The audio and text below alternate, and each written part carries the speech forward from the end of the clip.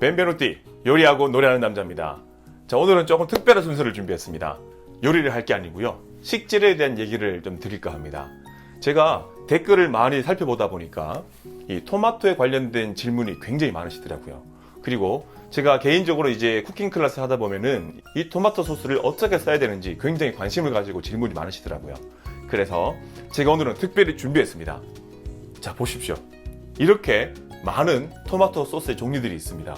제가 구할 수 있는 선에서 웬만큼 거의 다 구했는데요. 이 많은 것 중에서 도대체 뭘 골라야 하지? 너무 어려우실 것 같더라고요. 그래서 이 종류별로 어떤 요리에 쓰면 적합한지 이거에 대한 팁을 드릴 거고요. 굳이 왜 생물 토마토가 아닌 이런 통조림을 써야 하는가?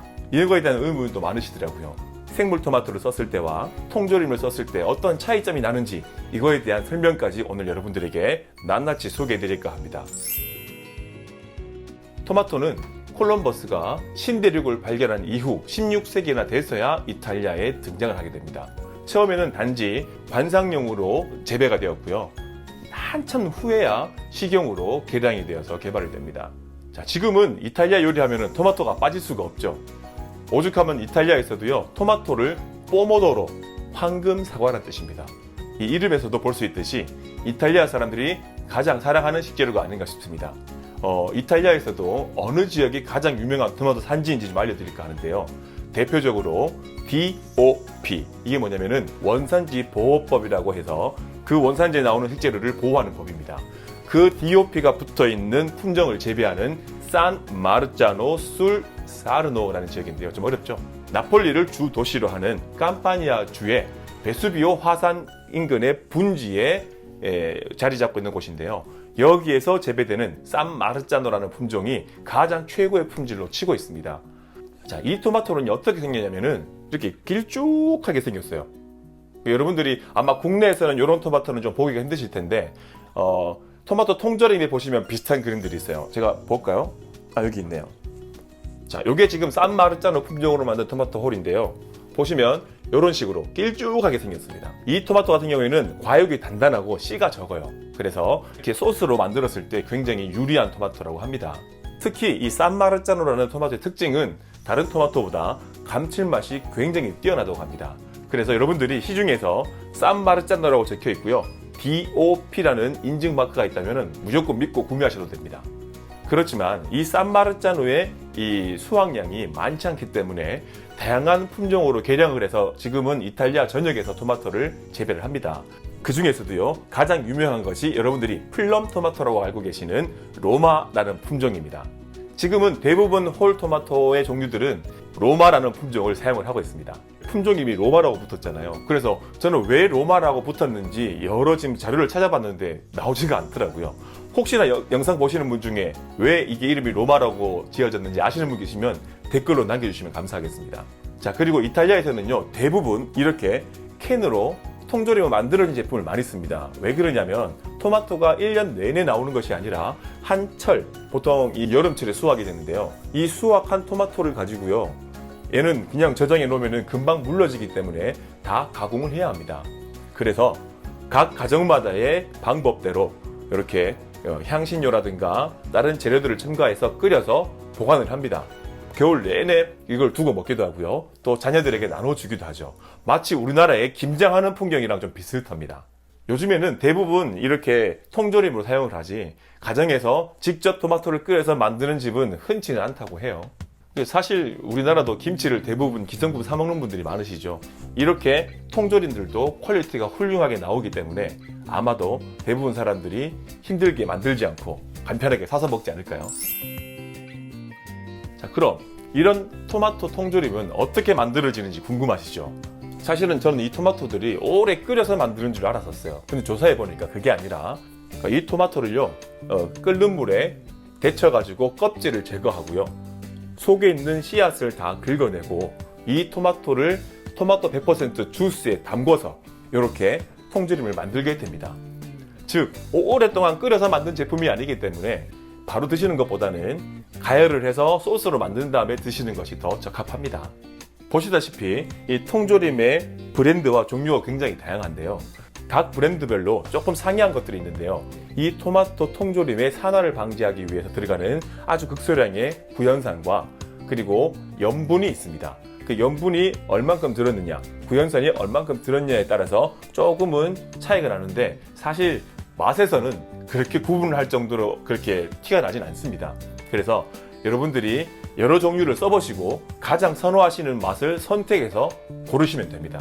하지만 일부 제품 같은 경우에는요, 그 원물이 당도가 굉장히 좋을 경우에는 구연산을 사용하지 않는 제품도 있습니다. 자, 대표적으로 이 산마르자노 품종을 썼던 토마토를 보니까 뒤에 보면은 구연산이 포함되어 있지 않습니다. 소금도 안 들어가 있고요. 아마도 이런 제품들은 여러분들이 구매하실 때 보시면은 다른 제품보다는 가격 면에서는 조금 더 비싼 면이 있긴 합니다. 자, 이렇게 제가 토마토를 종류별로 이렇게 다시 쌓아 올렸습니다. 토마토를 보시면은 이 원물 형태를 어떻게 가공했느냐에 따라서 보니까 이름이 다 달라집니다. 자, 일단은 크게 모양에 따라서 세 가지로 구분을 하는데요. 크게 첫 번째로는 이 원물 형태가 그대로 들어가 있는 홀토마토 형태고요. 그 다음 두 번째는 그 홀토마토를 어떤 사이즈로 어떻게 잘랐느냐에 따라서 구분이 되고요. 그 다음 완전히 갈아가지고 만들어진 제품, 총 이렇게 세 가지로 구분이 됩니다. 제품별로 이름을 어떻게 부르냐면요, 이렇게 원물이 그대로 들어가 있는 건 홀토마토라고 부르고요. 과육이 잘라진 토마토 같은 경우에는요, 이렇게 큐브 모양으로 잘라진 것은 쿠베띠, 빼째또니도요, 잘게 피스로 잘랐다는 뜻입니다. 얘는 빼째또니. 얘는 필레띠인데요. 필레띠는 이 세로로 슬라이스해서 과육이 들어가 있습니다. 그래서 각각 이름이 다릅니다. 자, 세 번째, 갈아진 토마토인데요. 얘 같은 경우에는 폴파 피네라고 적혀 있는데요. 폴파라는 것은 과육을 말하고요. 피네는 아주 잘게란 뜻입니다. 갈기는 갈았는데 완전히 곱게 갈지 않고 그냥 아주 러프하게 대충 갈아진 토마토 소스고요.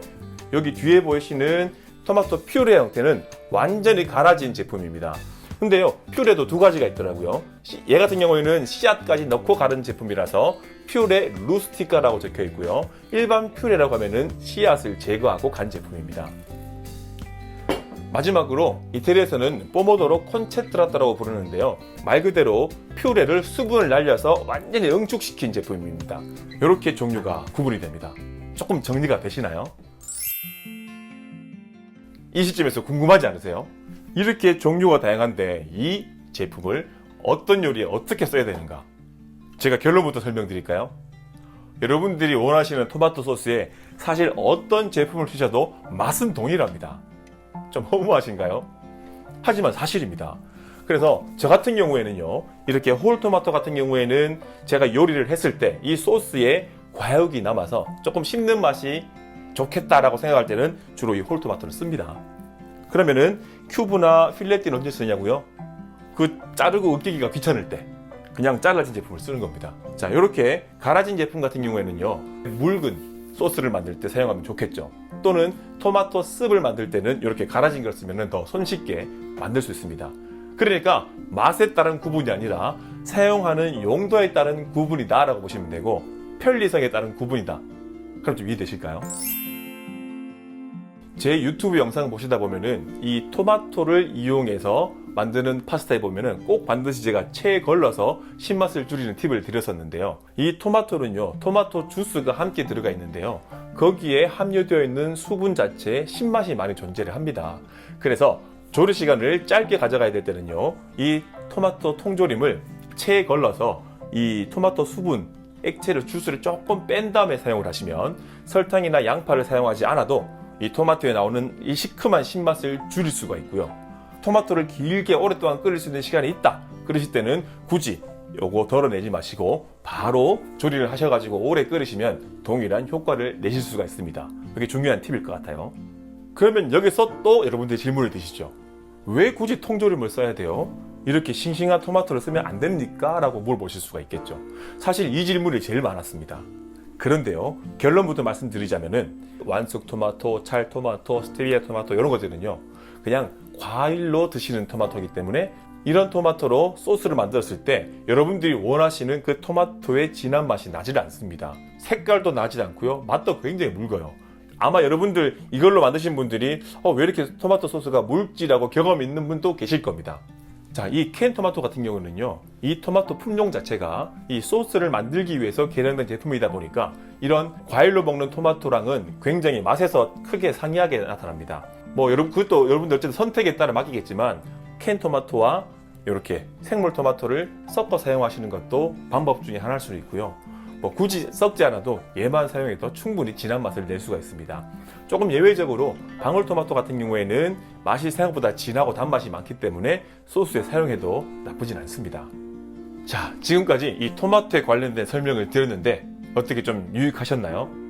앞으로 제가 찍을 영상에도 다양한 이렇게 토마토를 등장시킬 계획입니다.